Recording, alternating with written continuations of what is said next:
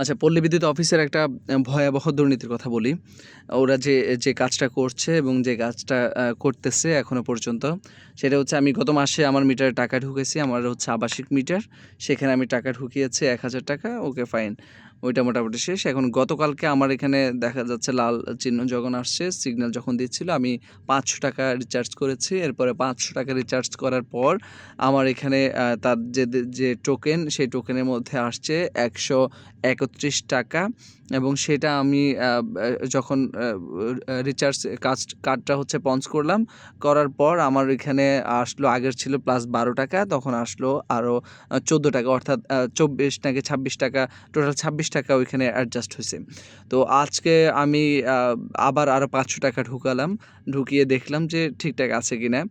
হয়তোবা মিস্টেক হতে পারে বা মাইনাস হওয়ার কারণে তারা কেটে নিয়েছে, এরকম একটা শঙ্কার মধ্যে ছিলাম।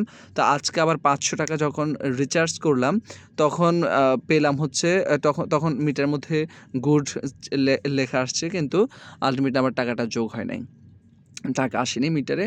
পরে এটা নিয়ে যখন কাজলা যে অফিস আছে তাদের, সে অফিসে যাওয়া হয়েছে। সেখানে তারা আ ঘাটাঘাটি করে তারা বলল যে এটা নিয়ে রিচার্জ করলে হয়ে যাবে।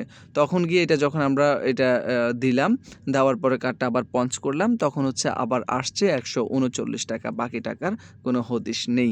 অর্থাৎ এই টাকা যাচ্ছে কোথায় এবং এই টাকা নিচ্ছে কারা? কেন নিচ্ছে? এই যে গ্রাহকদের সাথে যে হয়রানি, যে আমাদের সাথে যে হয়রানিটা হচ্ছে, গ্রাহকদের যে হয়রানিটা করছে এবং আমাদের যে টাকাটা এইভাবে একদম মেরে দিচ্ছে, দুর্নীতি করছে, এইটা আসলে সরকারই বা কিভাবে এইগুলা থেকে আসলে আমাদের উত্তরণ করবে এবং এটার সমাধান দিবে? আর সরকার আসলে ঘোষণা দিয়েছিল যে মিটারের যে রিচার্জের যে অতিরিক্ত চার্জ ফি, সেটা আসলে উঠিয়ে নিবে, সেটা এখন থেকে আর দেওয়া হবে না।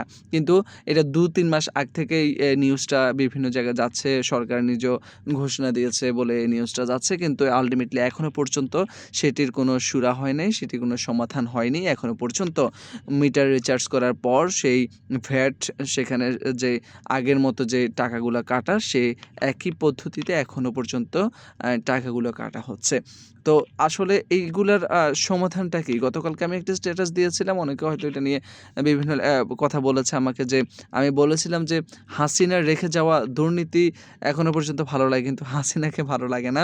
কথাটা আসলে আল্টিমেটলি আ অ মানে কষ্টদায়ক হলেও এটাই সত্য যে হাসিনার রেখে যাওয়া দুর্নীতি তাদের এখনো পর্যন্ত ভালো লাগে বিধায় এখনো তার সিস্টেম, তার দুর্নীতি যে সিস্টেম, সেটি এখনো পর্যন্ত রেখে দিয়েছে। তো এইটা আসলে উত্তরণ আমরা চাই, এটার সমাধান চাই। আর আমাদের যে আমরা যে ভুগছি, ভুক্তভোগী, সেটার জন্য সেই সমাধান কে দিবে? কি নিবে?